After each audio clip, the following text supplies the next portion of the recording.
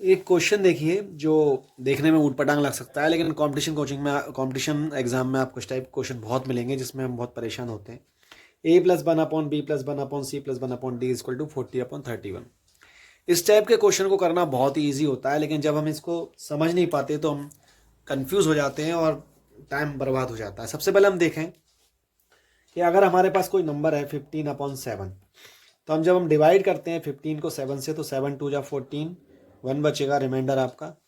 ये कॉसेंट है, ये डिविडेंड है, ये डिवीज़र है और ये रिमाइंडर है। लिखते कैसे हैं इसको आप? 15/7 को 7 से डिवाइड करते थे, 2 टाइम गया था और 1 रिमाइंडर बचा। आप इसको ऐसे भी लिख सकते हैं 2 + 1/7। ये सब आप जानते हैं।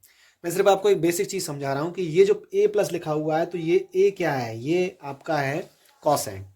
यहाँ पे जो 2 कॉसेंट आया है, ये ABC वो कॉसेंट है। तो अब ये कॉसेंट से ही हमें, इसी कॉसेंट की थीम से, इसी कॉसेंट के स्ट्रक्चर से हमें ABC की वैल्यू निकालनी है। तो हमने सबसे पहले क्या करना है, 40 को डिवाइड करेंगे। 40 को डिवाइड कैसे करेंगे? 31 से। 31 बन जा 31, कितना बचेगा? 9।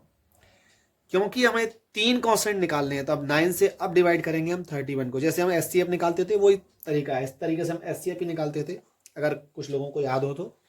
9 3 = 27, आपका बचेगा 4। 4 से फिर डिवाइड करेंगे किसको? 9 को, जिसको जो ऑलरेडी डिवीजर था उसको हम फिर डिविडेंड बना लेंगे। 4 2 = 8, बचेगा आपका 1। क्या और डिवाइड करना है? नहीं। क्यों? ABC तीनों कॉन्स्टेंट है हमारे पास, 3 बार डिवाइड हो गया है। ठीक है, तो हमने ABC की वैल्यू निकाल ली। अब D क्या होगा हमारा? तो D क्या है? D हमारा लास्ट का डिवीजर, वो क्या है? 4, जिससे हम लास्ट में डिवाइड कर रहे थे। तो यहाँ पर A की वैल्यू आपकी आ गई है कितनी? 1। B की वैल्यू हो गई आपकी 3, C की वैल्यू हो गई आपकी 2 और D की वैल्यू आपकी हो जाएगी 4। ये वाली, ये D की वैल्यू हो जाएगी आपकी। ये समझ में सबको आ रहा होगा?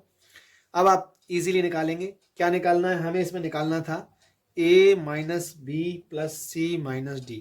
इसकी वैल्यू हमको पूछी थी, तो इसको निकालने के लिए आपको सिर्फ वैल्यू पुट करना है। 1 - 3 + 2 - 4। सॉल्व कर लें, 2 और 1 3, तो ये कैंसिल हो जाएगा और आंसर आ जाएगा -4। आई थिंक आपको समझ में आ गया होगा। Thank you very much.